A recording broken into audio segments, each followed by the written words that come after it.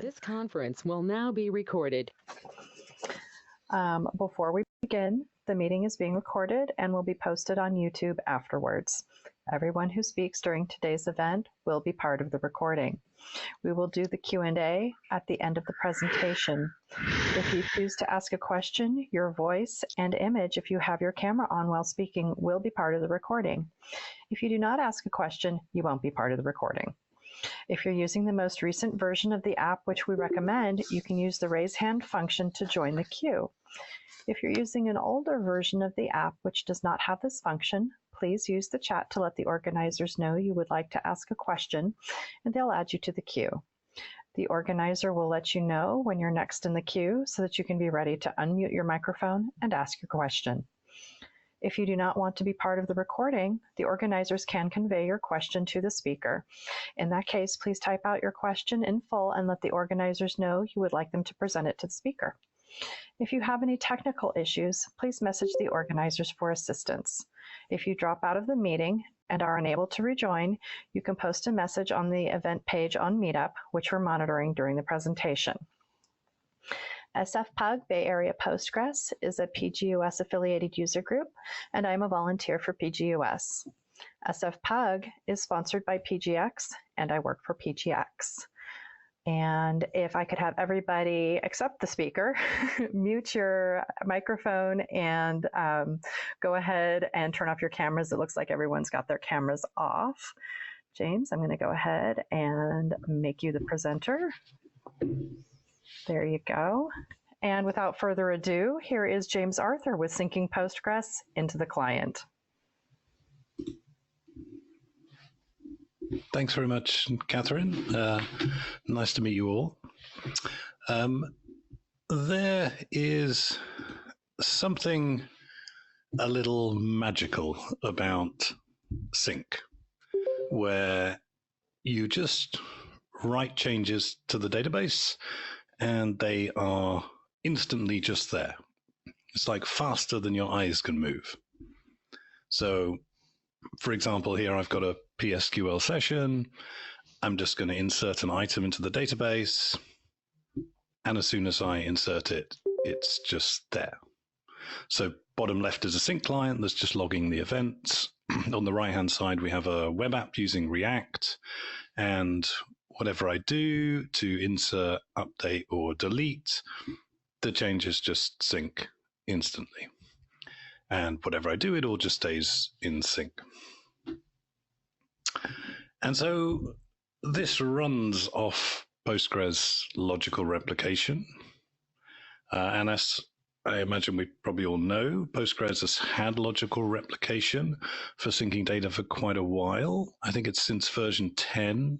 Before that, it was PG Logical in version 9, which was released back in 2014.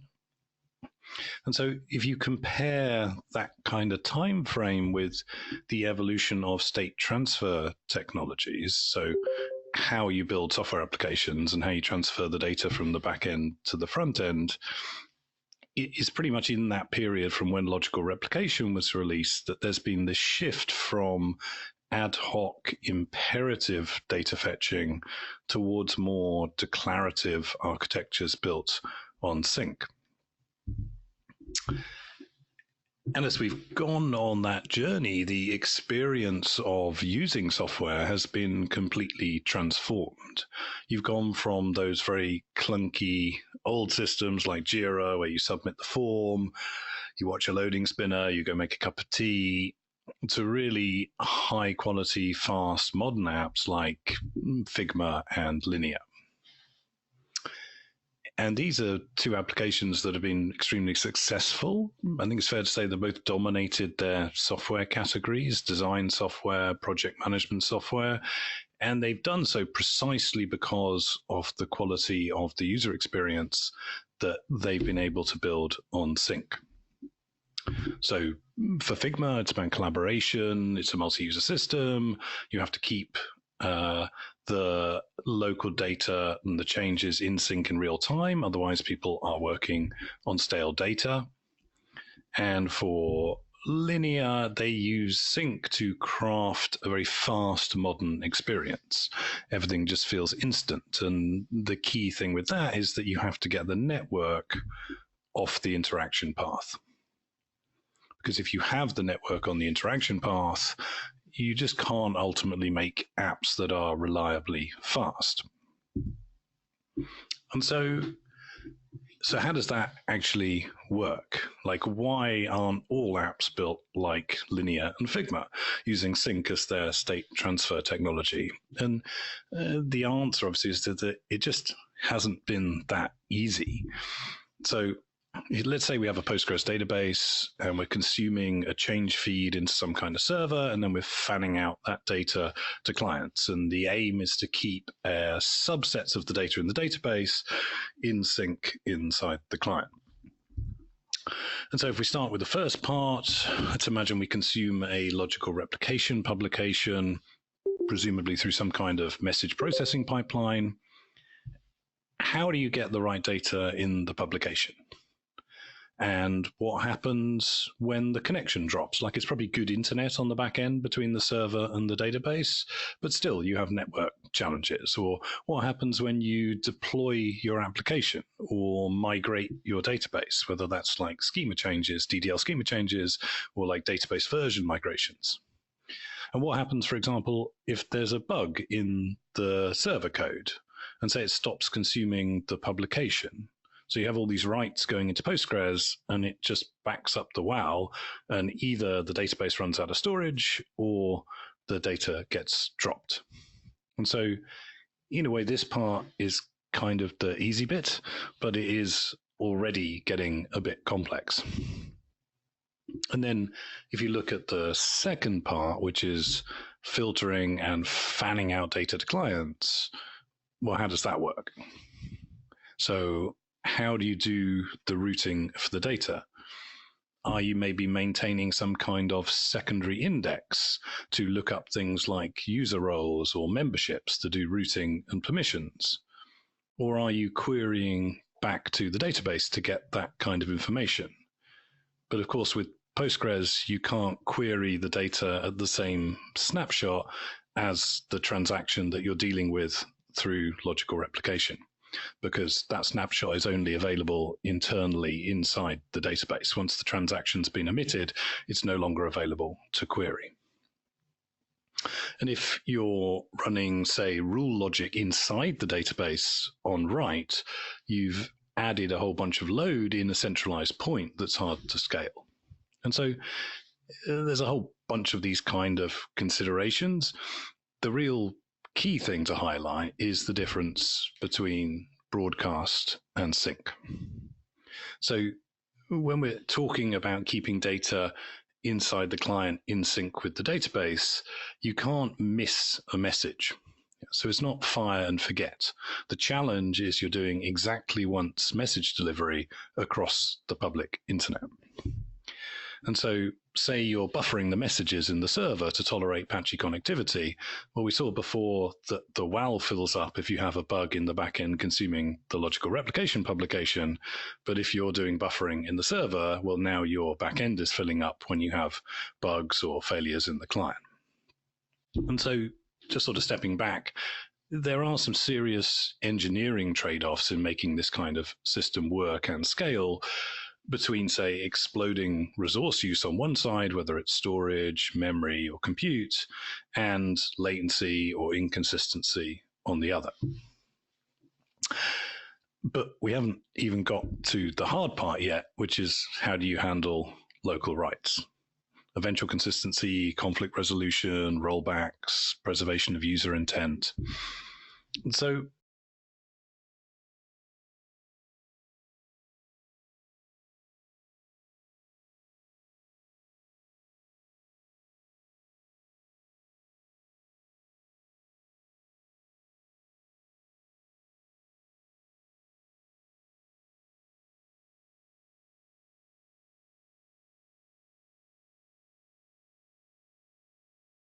and they are similar and in different ways.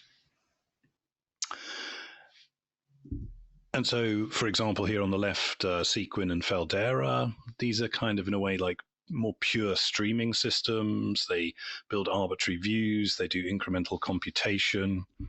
So, for example, Sequin here is about high performance change capture and processing.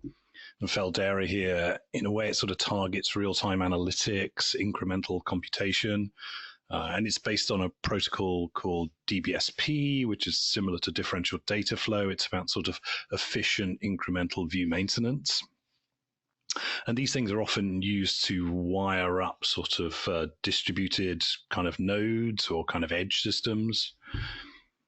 Whereas here on the right-hand side, you have kind of more sort of end-to-end development stacks that are focused on greenfield application development. So these work on top of Postgres, but it's not necessarily Postgres in the sense that they just use it for storage of their data model. So, for example, this is like Instant. It's their DSL for defining your data schema. But this actually then gets turned into tuple storage that's just persisted in a big table in Postgres. So it's not like a sort of data model that you'd recognize that you would design for your own application. Whereas these three in the middle are sync engines that work with kind of real Postgres data models.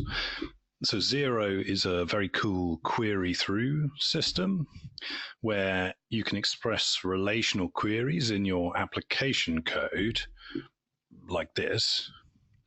And then the system essentially takes care of querying through to Postgres, caching, and keeping the results live for you. And ultimately, it's a declarative system, which means that concerns like data transfer and placement can be handled and optimized for you by the system. And in a way, it's like a sync engine is doing for data what a durable execution platform would be doing for compute. And then PowerSync is a more layered system that syncs into a local database like SQLite, and then your application code, you code against that local database. But the one that I want to talk about in more depth is Electric, which is the platform that I've been working on. So Electric is a Postgres sync engine. It's built in Elixir, and it basically takes data out of Postgres, filters it, and then fans it out into local apps and services. So it takes on the challenge of both scalable data delivery, but also partial replication. And it has this partial replication called shape, which is like a kind of subset of the data in your kind of main database model on the server that you would then select to sync into the client. And Electric is designed to work with any Postgres since version 14, and it works with any data model, so including existing data models. There's no limitations on anything like data types or constraints or data model features, and it works with any web stack that speaks HTTP and JSON. So it's specifically designed to sync data through and with existing libraries and frameworks. And so the simplest example of that is React. So this is the code powering that demo that we saw at the start. You bind data to your components, in this case using a useShape hook, and then that data is a state variable that's just automatically kept up to date with the data in your database. But the library that I want to dive into in a bit more depth to give you a real sense of what it looks like to actually build applications on sync on top of Postgres is one that we have recently added to TanStack. So TanStack is a popular set of TypeScript libraries for building front-end apps. It actually grew out of a project called React Query, which is now TanStack Query. It gives you managed queries, caching, mutation primitives, etc. And if we look at how front-end developers use it to build applications, this is idiomatic TanStack query code. It loads data into a React state variable using a managed query function. And so the function defines how you fetch the data, and then TanStack query manages calling that function, retrying it, etc. And then when it comes to write, you create a mutator using this use mutation hook with a mutation function that defines how you actually handle the writes, in this case by posting it to your API. And you then use this mutator in your components to make local optimistic writes. And so this code here is how a lot of these type of fast modern apps are being built, because it takes the network off the interaction path. And so how do we plug, say, sync out of Postgres into something like TANStack? What does that look like? Well, the first thing we need to do is change from fetching the data using that managed query primitive via an API endpoint to syncing the data out of Postgres into the local app. And that means we need a primitive to sync into, which is here shown as the collection. And then we need the local mutations to apply optimistic state to this collection primitive. And then we need to handle the writes by syncing them in the background and then tie the optimistic state lifecycle in with the read path sync machinery. And then we need to be able to bind data to components by querying these collections. And in particular, you're going to want to query across collections so that you can join data up and, in a sense, build views on the sync data in the client, which means you basically need live queries which can work across collections. And so just to recap, you need a collection primitive that works with sync. You need live queries across collections. And you need a way of handling local optimistic writes that not only works with the write path sync, but also monitors the read path sync in order to optimistically discard local optimistic state. And so if you have this, you have a fully working sync stack built directly on Postgres that integrates into TANStack. And that's called TANStack DB. So this is a library that was recently added to TANStack that extends TANStack query with collections, live queries, and transactional mutators with robust management of optimistic state that works natively with the sync machinery. And so basically you start using it by defining a collection. So in this case, we're defining a query collection, and this loads the data using a managed query function, which is code we've seen before, right? So the change to your application to use this, if you're coming from something like React Query, is minimal. And then when you have data in the collections, you can bind it to your components using live queries. And to write data locally, rather than the use mutation hook that we saw before, you use optimistic mutation with a mutation function that handles sending the write to the back end. In this case, it posts it to your API, and then calls refetch on the collection. And then to use this mutator in your component, you just call mutate, that starts a transaction, and all the writes within it are instantly applied locally, and then the background sync and the optimistic state lifecycle and any necessary transactional rollbacks are all just handled for you. And so that's the migration pathway from React Query to TANStack DB. But of course, the payoff with TANStack DB is the ability to integrate sync. And so the way you do that is, instead of defining a query collection like we saw before, you define a sync collection using electric, like this. And so this keeps the contents of the collection in sync with the contents of the Postgres database. So in this case, the users table. And it does this using the shape primitive that we have to define partial replication, where you can define whatever filters you like. So a shape is like a filtered view on a database table. And you can create as many views as you like with different subsets of the source data that you sync into your local application. And then to query the data, the component is just exactly the same as before. So the components don't need to know where the data came from. They just work against the local collections. And actually, you can query across as many collections as you like, and they can be collections of different types. So you can sync some data from the database, you could fetch some from an API, you can have a local collection for UE state, and then you can query across them all as part of the same logical data model. And you can have as many complex queries as you like with joins and aggregates, etc., because the query engine is based on a TypeScript implementation of differential data flow. And so when the data changes, it incrementally updates just the relevant part of the result set. And as a result, these live queries, no matter how complex they get, are literally sub-millisecond. And so what this means is when you build out a front-end application on this pattern, you can have lots of components all just running multiple complex live queries.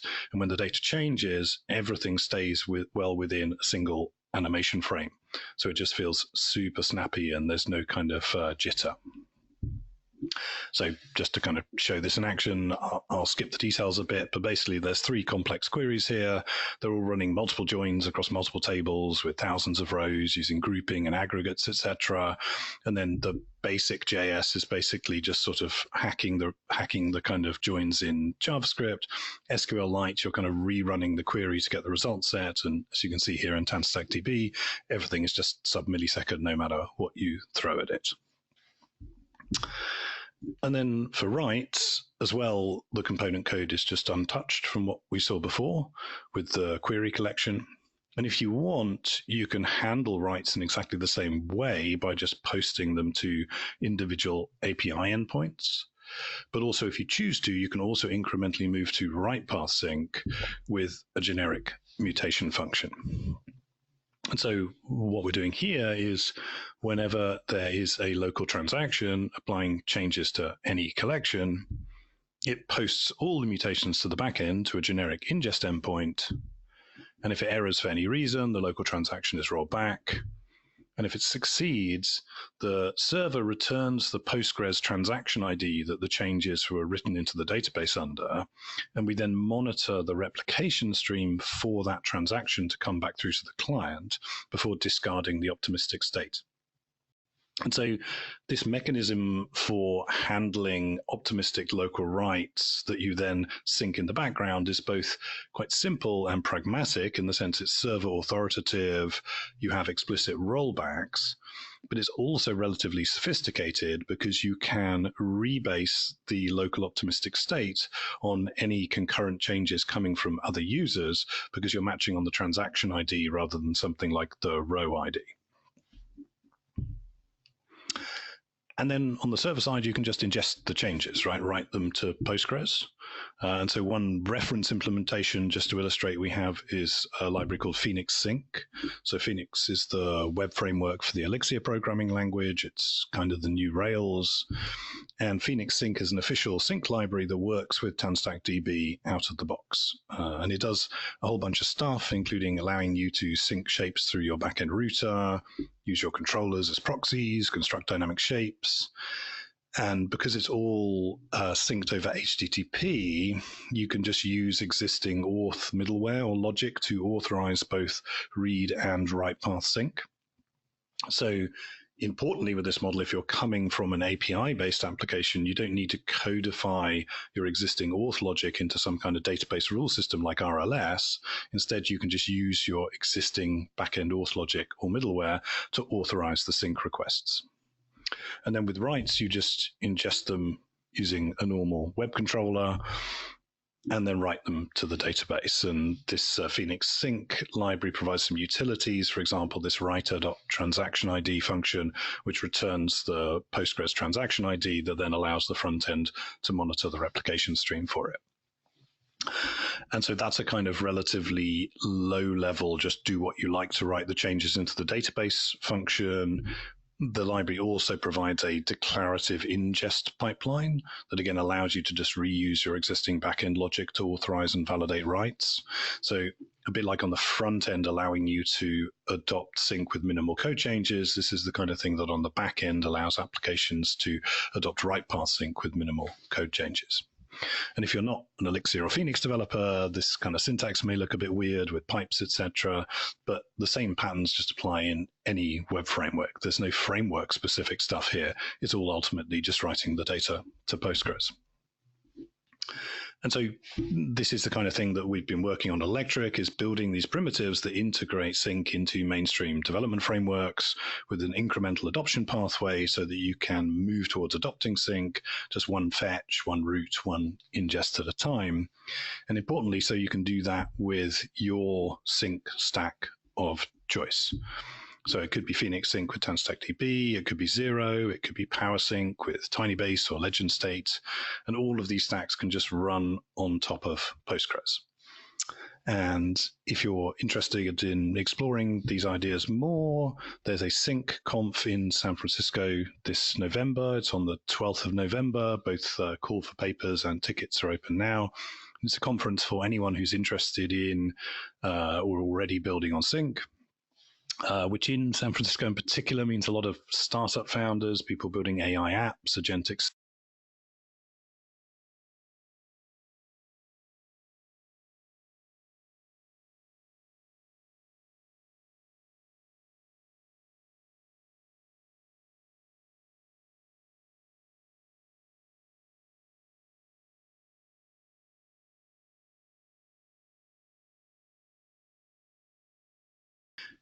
And when you scratch the surface on this sort of next generation of AI apps and agentic systems, you get this sort of whole list of requirements that all steer you into sync.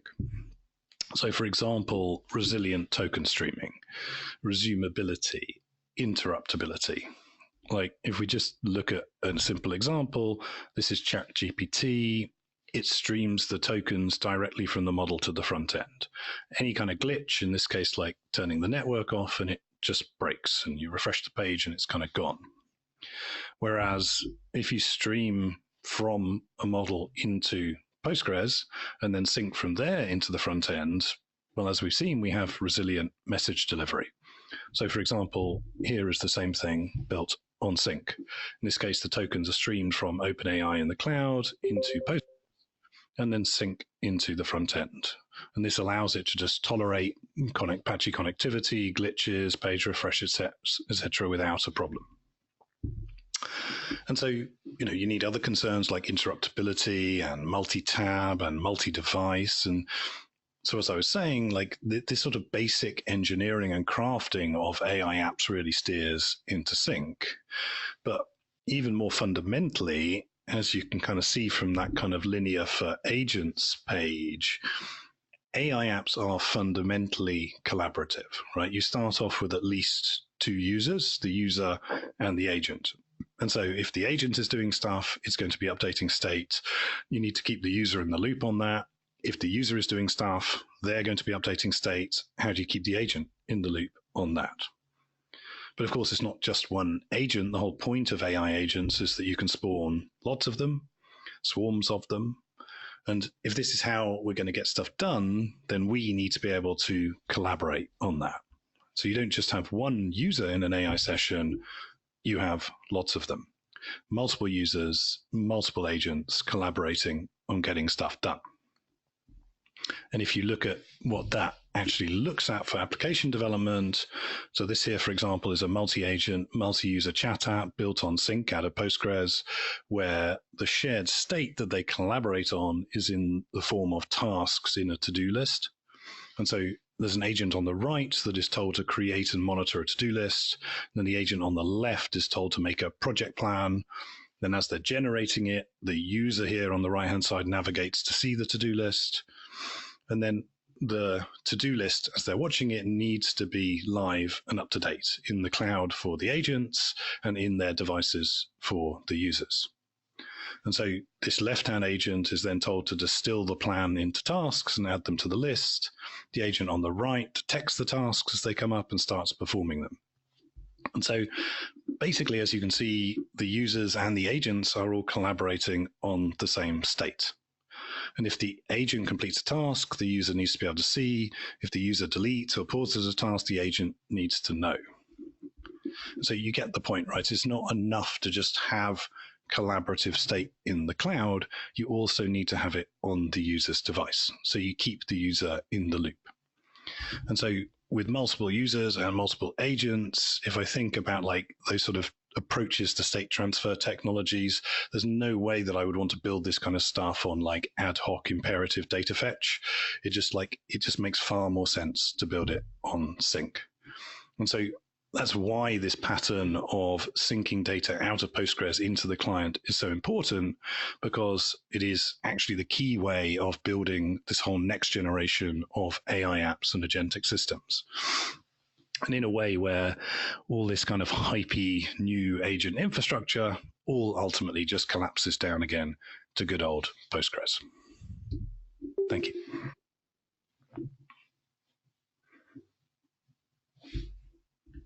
All right, thank you, James. Do we have any questions?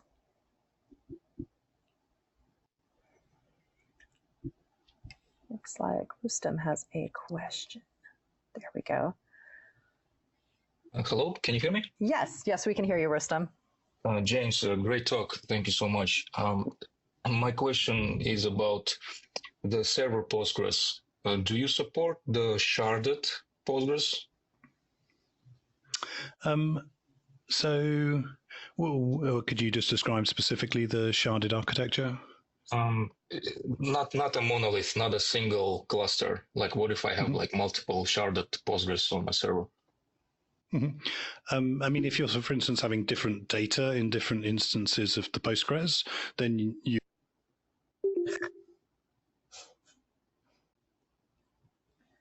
Looks like we lost you again, James.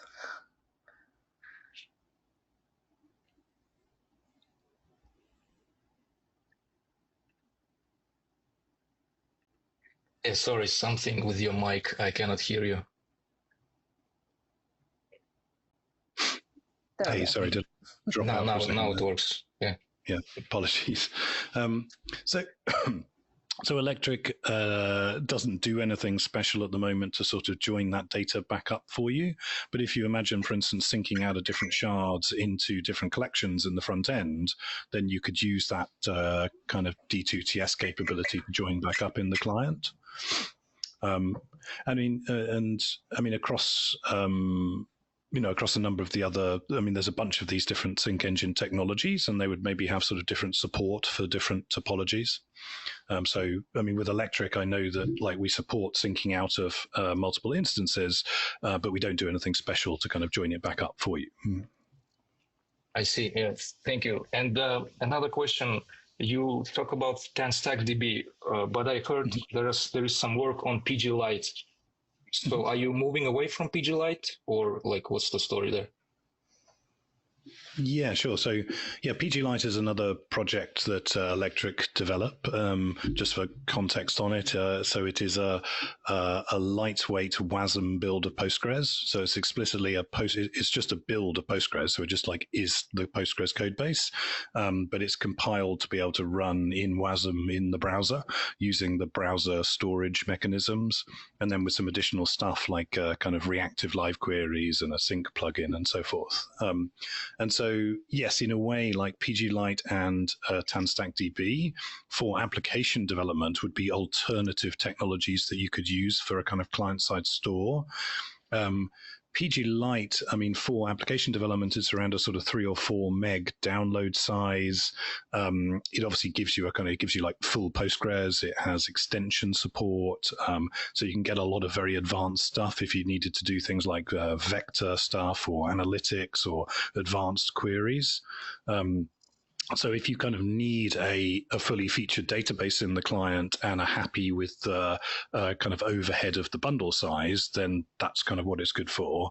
TanStackDB is in a way a kind of database without the database. It's just like it has this collection primitive, and then it has this kind of query engine, but it's much, much smaller. So it's literally around 20 kilobytes as a library download. And so for kind of probably most mainstream applications, it's maybe a better choice because it's a much smaller dependency, it's much lighter, it's also much more performant in the way that it runs the live queries. So I would say that probably. Looks like we've lost you again, James.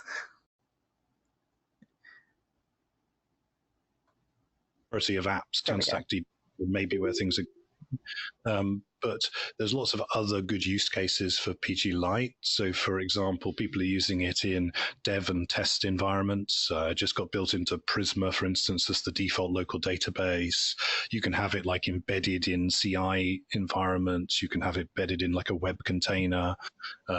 So sort of PG Lite sort of seems to be being used more for these types of environments where it's sort of useful to have a very lightweight database to maybe sort of run in a reproducible environment, whereas TanStackDB is more sort of optimized for application development. I see. Thank you so much. All right, do we have any other questions? Anybody? Okay, that was a great presentation. Thank you, James. We will be back on Tuesday, July 8th for compiling Postgres to WASM with PG Lite with Sam Willis. There we go. I know, there it is. More explanation, yay. For our August 12th event, we will be celebrating World Elephant Day by presenting the story of the first PG Day with Federico Campoli and a community talk with Stacy Hazler, president of PGUS. Upcoming conferences are FOSSI, July 31st to August 3rd in Portland, Oregon. PGConf NYC will be September 29th through October 1st in New York City. And PGConf EU will be October 21st through October 24th in Riga, Latvia. We will send a link by email when the video is ready, and watch our social media. You can find us on LinkedIn, Mastodon, and Blue Sky by searching for Bay Area Postgres. As always, we are looking for speakers, so if you or someone you know is interested, please contact us through Meetup. Thank you everyone for attending. Thank you again, James, for a great presentation, and we will see you next time. Bye-bye. Awesome. Thanks very much for having me. Cheers.